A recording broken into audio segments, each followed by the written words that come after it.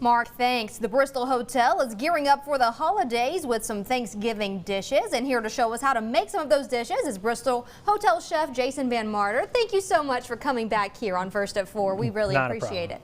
Well, first off, I know that you've already been over here cooking a little bit. Let's talk about what you have going on. Sure.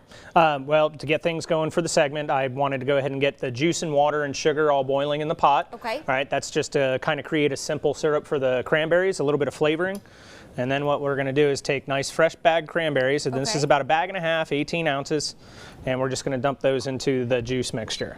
We're going to crank our heat up. And now, I was talking with him earlier. I don't think many of us have actually seen cranberry sauce be made in real time. A lot of us, typically just buy the can, but this is something that'll really impress some folks this Thanksgiving. Yeah, absolutely. I make fresh cranberry sauce every year. My wife, she loves the stuff right out of the can coming out in its beautiful mold.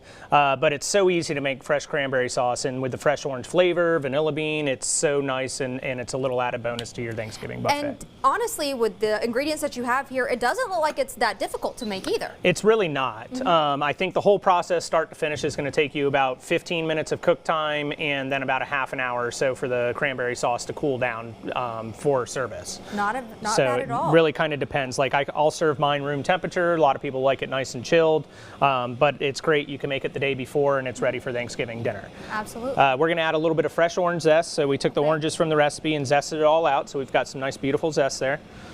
We're going to add that. And then what you're going to do is we're just going to allow this to come to a boil, and then reduce it and simmer it so the cranberries will start to burst, and then the sugar will cook with all the liquids and create a nice syrup, and then turn it into that jam that you're kind of used to.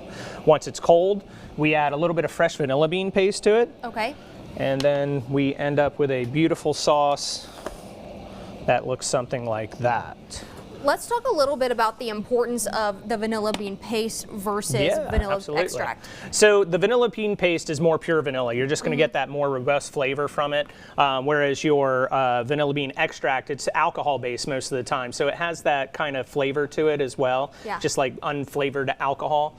So I don't really like to get that in there. I like the kind of smokiness from the fresh vanilla beans to go into the cranberry sauce rather than the other. And then you just use a minimal amount of vanilla. Like, you can see that's just a very, like, half a teaspoon worth that's going to end up going into that sauce. And then, so I don't lose any flavor after the cranberries have burst and they've been allowed about 10-12 minutes to cook, I will allow it to cool, and then I'll add the vanilla into it and fold it in, and it'll give it a little bit more of a robust flavor, and we won't lose any of it. Absolutely. Well, let's talk a little bit about what you would pair this with. I know some folks already have their, traditional dishes, but what are some things that you would suggest pairing this with? Turkey, obviously, right off the bat. We're doing a beautiful leg of lamb on our carving station for the buffet. I think it's going to go beautifully with the lamb as well. And it doesn't always have to be for Thanksgiving either. You're going over to somebody's house for dinner. This is a great little side dish to take along with you. And I wish that you all could smell through the television. Obviously, I had smelt it sitting on the desk earlier. It just smells so fresh. And tell me, did you use fresh orange juice, or did you I used a combination of both. So in the recipe, you'll see that it asks for 2 oranges. You zest them, take the juice, and the juice from those oranges is going to give you about 3/4 of what you need. Just top it off with your regular household orange juice, and you're good to go. So it sounds like anybody can make this, very minimal ingredients, and something to definitely impress everyone with. And you can see I made this morning, so it's got a beautiful texture to it. Yes, it does. Great presentation. And we do actually have this recipe on our website. All of this will be posted right after First at 4. We'll have this demonstration going, but of course, we'll be back here in the kitchen with you in just a little bit.